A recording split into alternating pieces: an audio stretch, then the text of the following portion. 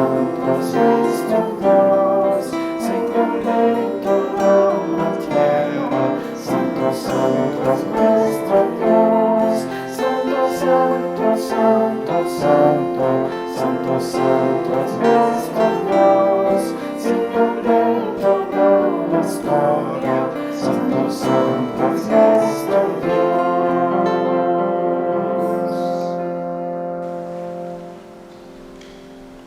Señor, abre nuestros labios.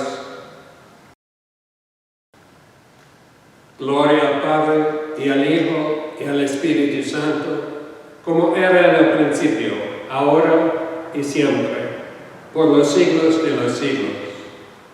Amén.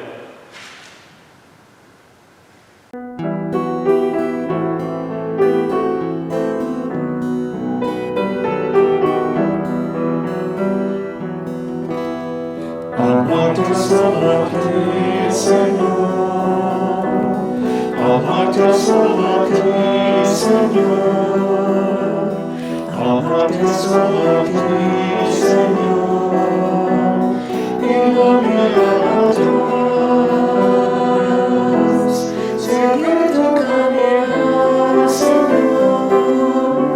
Seguir sin desmayar, Señor.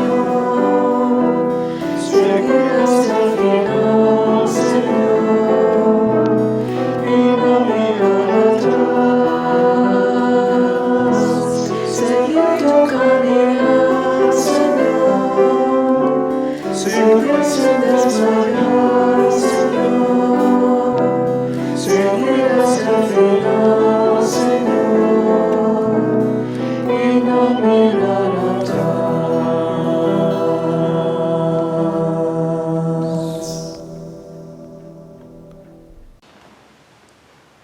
Lectura del libro de Isaías. ¿Acaso no lo sabían ustedes? ¿No lo habían oído decir? ¿No se lo contaron desde el principio? ¿No lo han comprendido desde la creación del mundo? Dios tiene su trono sobre la bóveda que cubre la tierra y ve a los hombres como si fueran saltamontes. Él extiende el cielo como un toldo y lo despliega como una tienda de campaña. Él convierte en nada a los grandes hombres y hace desaparecer a los jefes de la tierra. Son como plantas tiernas, recién plantadas, que apenas han echado raíces en la tierra. Si Dios sopla, sobre ellos se marchitan, y el huracán se los lleva como paja. El Dios Santo pregunta: ¿con quién me van a comparar ustedes? ¿Quién puede ser igual a mí? Levanten los ojos al cielo y miren, ¿quién creó todo eso? El que los distribuye uno por uno y a todos llama por su nombre. Tan grande es su poder y su fuerza que ninguno de ellos falta. Israel, pueblo de Jacob, ¿por qué te quejas?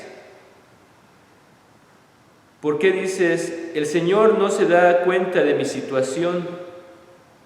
¿Dios no se interesa por mí? ¿Acaso no lo sabes? ¿No lo has oído?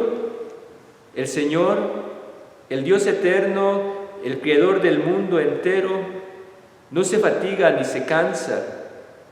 Su inteligencia es infinita. Él da fuerzas al cansado y al débil le aumenta su vigor.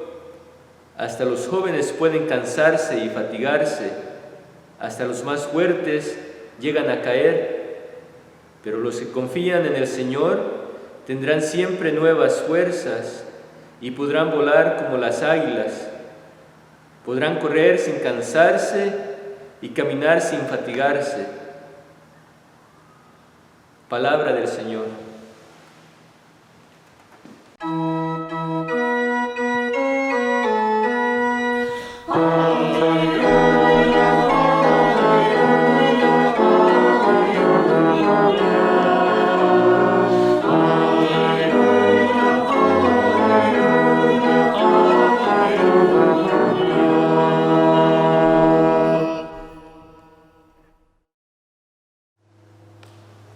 Una lectura de San Marcos. Cuando salieron de la sinagoga, Jesús fue con Santiago y Juan a casa de Simón y Andrés. La suegra de Simón estaba en cama con fiebre.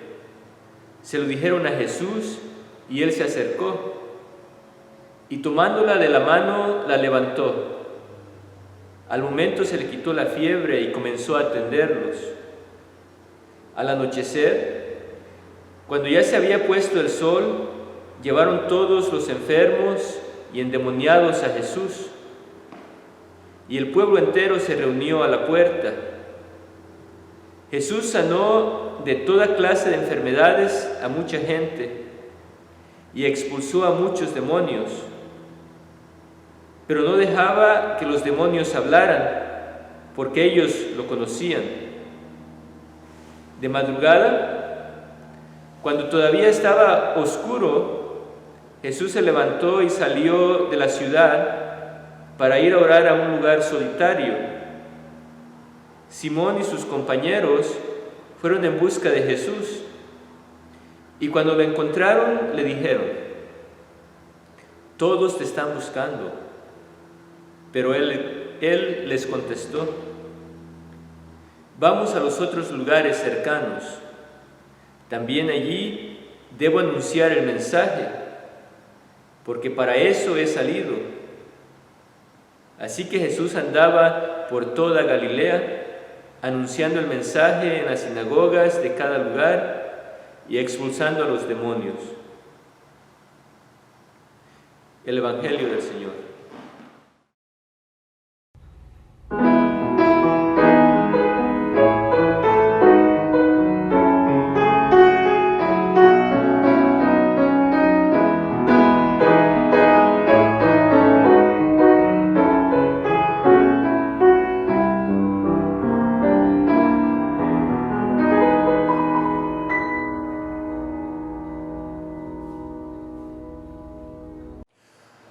I thought I would film this morning's homily from within St. Timothy's Chapel. If you have not been in St. Timothy's Chapel, you should come and visit sometime. This is the place where our children have our godly play classes, as well as when it is in session, our kids' music program is housed here. And this room is actually of historic importance in that this is the very first chapel that was built specifically for children in the nation. And it continues to serve as a place where our children are nourished in Christian faith by hearing the stories of our faith revealed to them. Let me show you around a little bit. Here at the center is you'll see the circle of the calendar of liturgical days of the year. And in each of the boxes around here, each of the boxes contain the materials to tell one of the foundational stories of Christian faith. And I'll just swoop through these. And you'll see beautiful instruments as well on the walls of this room. Wonderful stories. That's not a cat box over there. That's actually the Sinai desert in which many of the Hebrew Bible stories are told. That box is brought out as any other story is brought out right to the center of this room where our children gather in a circle. And the story is revealed and told. And then the critical point is that there is then, as I would say, conversation. As we say in Godly Play, we get to wonder. We get to wonder about the story and its meaning in our lives. Wondering about the story. We don't dictate the story here. We wonder about its veracity for our modern lives, how it expresses meaning and a deeper kind of truth as story. as we wonder about it and become curious about it and live in relationship with that story. I begin by showing you this because I've been wondering and thinking a lot these days about our belief systems, about my own belief system, and the way in which we kind of accumulate in this world the beliefs that we have, and the way in which our beliefs both open our eyes to and provide guardrails for the faithful lives in this world, and unfortunately times when our belief system obscures our seeing and needs to be transformed and opened anew. And throughout life, I think what we offer here in Godly Play is a way to be in conversation with the story and our own heart. Conversation with the experience of life and story and one another, so that we're always on a transformative process in this life, in this world. In a very real way, a homily or sermon is also a form of this kind of ongoing conversation. I certainly hope that you never understand that sermon preached is dictating a way in which you need to believe or swallow whole. What I say, I couldn't do this work if I believed that, or if I thought for a moment that what I had to say had to be fastened onto by my hearers. But this is a way that we can be in conversation with each other, that I'm in conversation with text and with you as we continue to be transformed in this life. And so as I think about belief systems, I'm thinking about belief systems because everywhere I turn these days, in these unprecedented times, in this time of pandemic and political turmoil, it seems like that so many of us are being pressed to out of our control. And when life feels out of control, our belief systems, they come out pretty clearly. And as I've been in conversation with people, I've been paying attention to the belief systems that are seeming to kind of come right out ahead of them as they talk. I hear people's belief systems and where they seem to be absent. I see a lot of people today making it up as they go. There are a lot of exotic beliefs being expressed these days, both from the anti-vaxxer crowd to QAnon, really quite wild and hair-raising, imaginative ways of seeing the world that seem almost to me pre-scientific world, and a belief system that might betray a much more ancient time than our own. Still, let me say that what we believe, what we hold on to as a structure and as a system, reveals and can tend to conceal what we see in the world. And my understanding of how we move through life in a faithful way is to be in conversation, deepening conversation with these wonderful stories, the stories, too, of what we heard just moments ago. Jesus, revealing the Godward path, gives us clues for how we would live together, how we would put together a way of seeing and understanding the world. As an example, today's story. How do we fit today's story into our understanding? How do we be in conversation with that? Jesus, at the onset of his public ministry, just a few stories into Mark's story of Jesus, is invited to the home of Simon and Andrew. And Simon's mother-in-law is in bed with a fever and ill. What does Jesus do? Brought into this domestic situation, Jesus steps across the belief system of his day. He has another understanding. He steps across the male-female barrier that is set up and touches this nameless woman, takes her by the hand and lifts her up. We'll see Jesus take people by the hand and heal them by lifting them up, time after time after time. I always like to point out when we hear these kinds of stories how very difficult it is to take someone's hand and lift them off of the reclining position.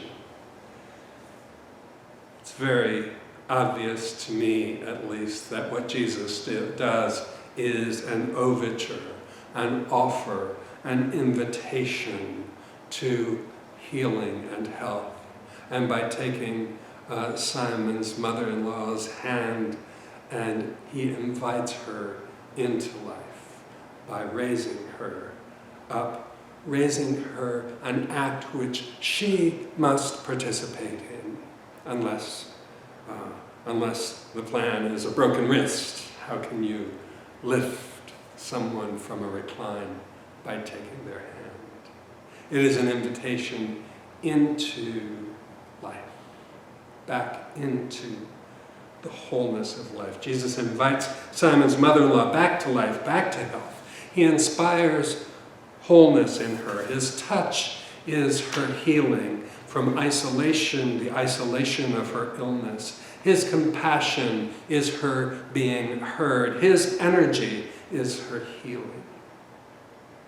Some interpreters of this story say, the boys, they just wanted to get the old girl up and out of bed so that they can be served their lunch, further subjugating this woman.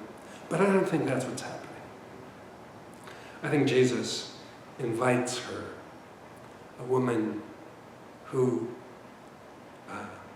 is invited back to her usefulness, back to service, back to where she belongs, back to precedented times, to the service in which she found perfect freedom. I think this in part because of my experience with Anna Maria. Anna Maria is an old friend who was the matriarch of a family that I lived with for several months, many years ago in Guatemala. And from the moment Anna Maria woke in the morning and got herself up, she would go to the roof and start a fire and begin preparations of the food that she would make that day and the wares that she would sell in the street.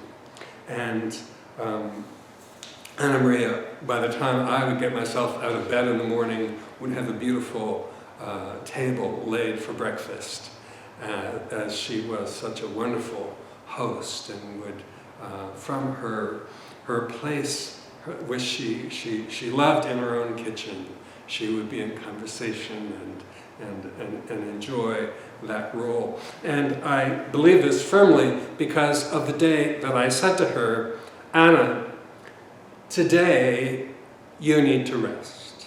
And I'm going to do the cooking, and I'm going to do the cleaning, and I want you to sit here at this table, and I want you to enjoy yourself. And I imposed my belief onto her, and it was one of the most difficult days of our relationship and our time together, because it was pure suffering for her to be to have me try to cook in her kitchen, and me to be serving her. Anna had a different way and had her role and her love, and by reversing that role, it was like I took it away from her. I read that experience of life into my belief about this story, and as I wrestle with this story toward understanding that what Jesus did is invite Simon Peter's mother from a place of illness and isolation back to wholeness and back to life. There's a very real sense in which what we believe shapes how we see the world, and what we believe gets lived out in our actions and lives in this world. What we see in Jesus is the power of God making a way for life and love in difficult times, in unprecedented times.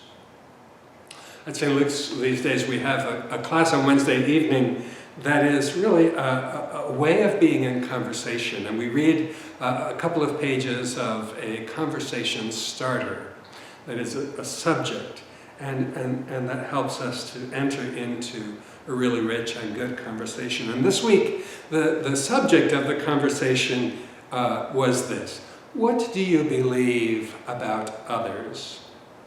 What do you believe about others? And the small bit of reading helped us to enter into a conversation which plumbed the depths of our understanding of ourselves and otherness, how we see other people in the world. Do we live in fear of difference and otherness? Are we open to the other? And based on that deep belief system, how do we then live out our relationship with other people in the world? It was a wonderful conversation, and it reminded me of the story of how Jesus broke down the walls of separation, broke down the otherness that his own religious world would dictate, and brought healing to his relationship and to this household, restoring people to themselves and to their life. Your and my life of faith is a journey into mystery. It is a journey into the mystery of God, and along the way, one certainty after another will be relinquished. Think about that. One of my certainties after another will have to be relinquished as I enter faithfully into the journey of life and authentic belief. My belief system will need to deepen and be transformed along the way. And when I was younger, I thought that was a frightening thing. Today I see that as very, very good news and hope for me and hope for the world. What does seem unchanging to me in the biblical witness is that we can indeed trust the eternal presence. We can trust the eternal presence, and while what we can control is very often illusory, aligning ourselves with the generative and regenerative path of life is a road to wholeness and to oneness. Our fears which drive our certitudes will very often derail us in this life. Our trust and our willingness to be curious and vulnerable will open us to new life and free us in this world. And we'll make mistakes, and it will be messy.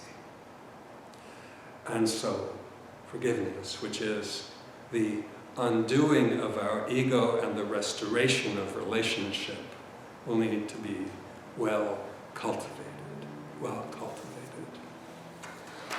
Today, I bring you to this Guadalupe circle, to St. Tim's Chapel, where, at least for our children, they get a start in this rich conversation with the holy mystery of life and the stories of our faith, and begin to live in this rich lifelong conversation.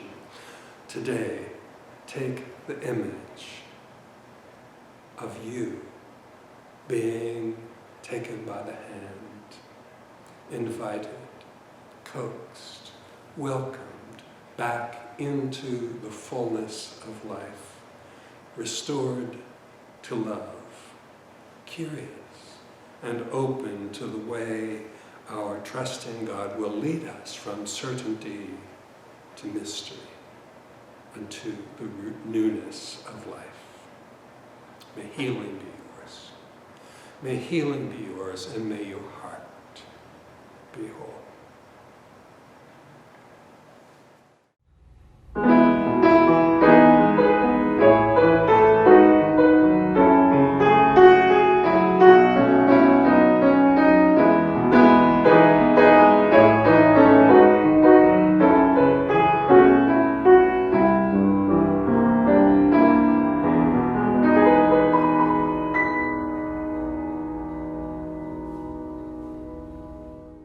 Creo en Dios Padre Todopoderoso, Creador del cielo y de la tierra. Creo en Jesucristo, su único Hijo, nuestro Señor. Fue concebido por obra y gracia del Espíritu Santo y nació de la Virgen María. Padeció bajo el poder de Poncio Pilato. Fue crucificado, muerto y sepultado. Descendió a los infiernos. Al tercer día resucitó de entre los muertos. Subió a los cielos y está sentado a la diestra de Dios Padre. Desde ahí ha de venir a juzgar a vivos y muertos. Creo en el Espíritu Santo, la Santa Iglesia Católica, la comunión de los santos, el perdón de los pecados, la resurrección de los muertos y la vida eterna. Amén. El Señor sea con ustedes. Oremos. Padre nuestro, que estás en el cielo, santificado sea tu nombre. Venga tu reino, hágase tu voluntad, en la tierra como en el cielo. Danos hoy nuestro pan de cada día. Perdona nuestras ofensas, como también nosotros perdonamos a los que nos ofenden. No nos dejes caer en tentación y líbranos del mal, porque tuyo es el reino, tuyo es el poder y tuya es la gloria, ahora y por siempre. Amén. Señor, muéstranos tu misericordia y concédanos tu salvación.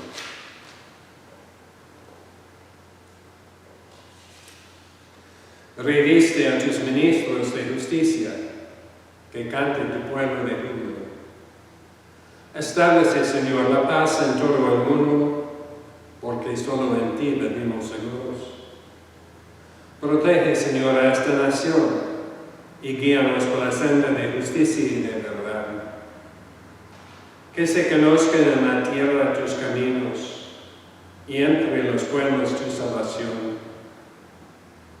Señor, que no se olvide a los necesitados, ni se arranque la esperanza a los pobres. Señor, crea en nosotros un corazón limpio y susténtanos con tu Santo Espíritu. Dios Todopoderoso y eterno, tú riegas todas las cosas tanto en el cielo como en la tierra. Escucha con misericordia las súplicas de tu pueblo y en nuestro tiempo concédanos tu paz. Por nuestro Señor Jesucristo, que viva y reina contigo el Espíritu Santo, un solo Dios, por los siglos de los siglos. Amén. Dios santo y maravilloso, la autoridad de tu Hijo se encuentra en la integridad y la verdad viva, no en la afirmación de poder sobre los demás. Abre nuestra imaginación a nuevas dimensiones de tu amor y cúranos de todo lo que nos separa de ti y de los demás, para que podamos crecer en la visión de los revelados. Amén. La paz del Señor esté siempre con ustedes.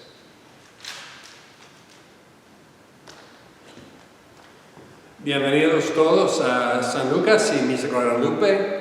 Me alegra que estás aquí conmigo y con otra gente por vídeo o por livestream.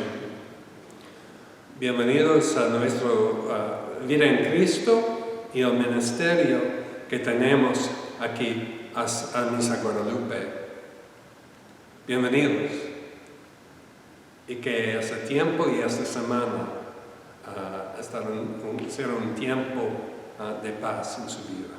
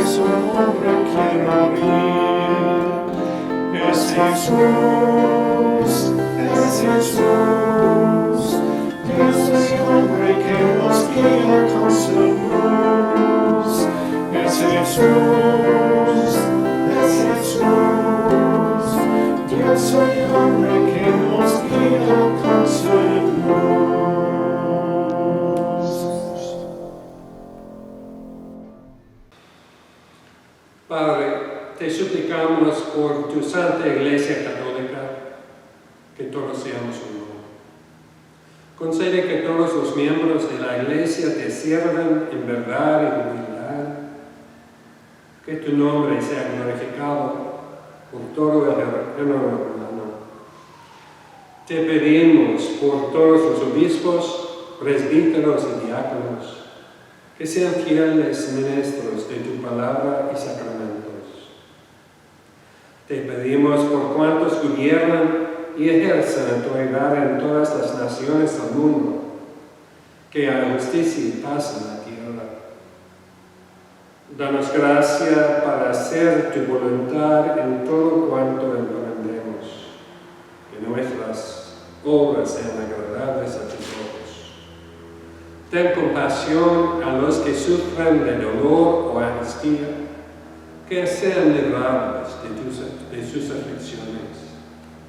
Otorga descanso eterno a los difuntos, que sobre ellos resplandezca la luz perpetua.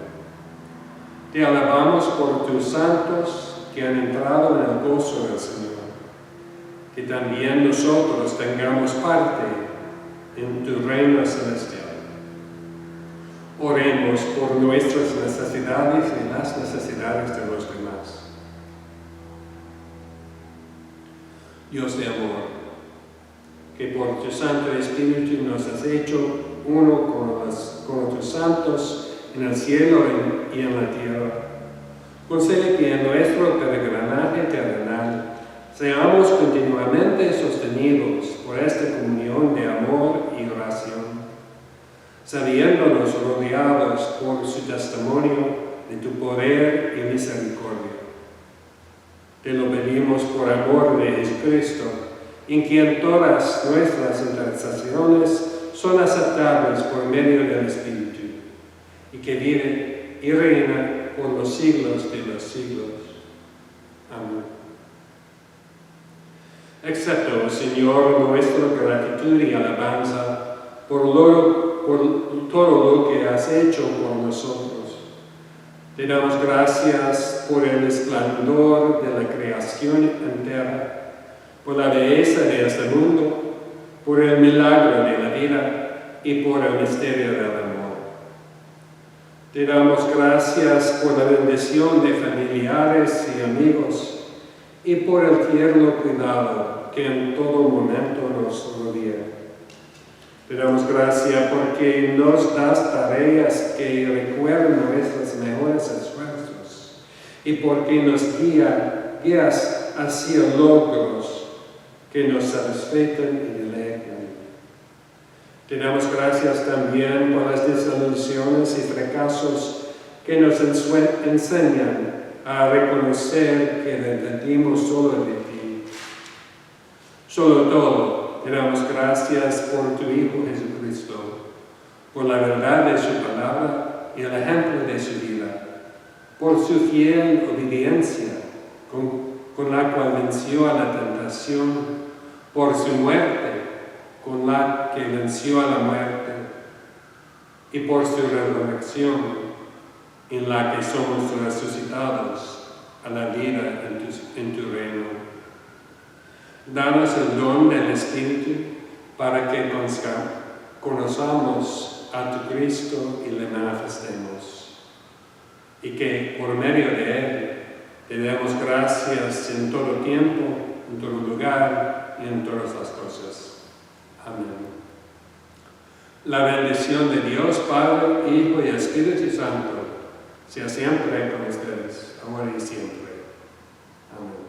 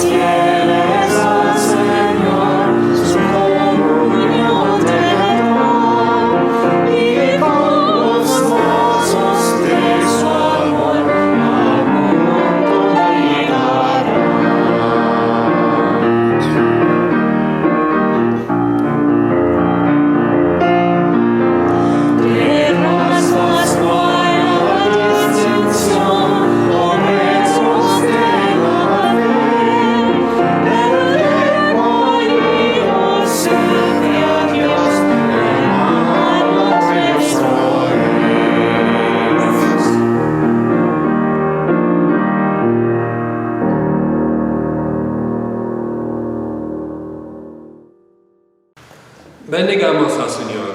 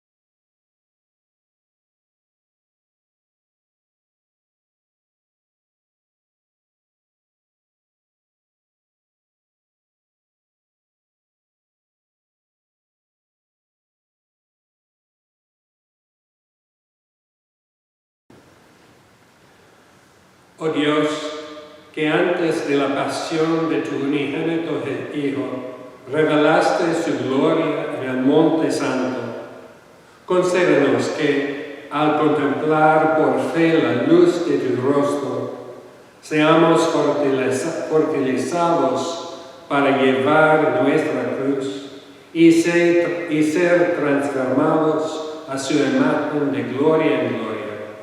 Por Jesucristo nuestro Señor, que vive y reina contigo y el Espíritu Santo, un solo Dios, por los siglos de los siglos. Amén. Santo Dios, has revelado la gloria de tu amor en Jesucristo y nos has dado una participación en tu Espíritu. Que los que escuchamos a Cristo lo sigamos fielmente y en los lugares oscuros a donde nos envíes, revelemos la luz de tu Evangelio.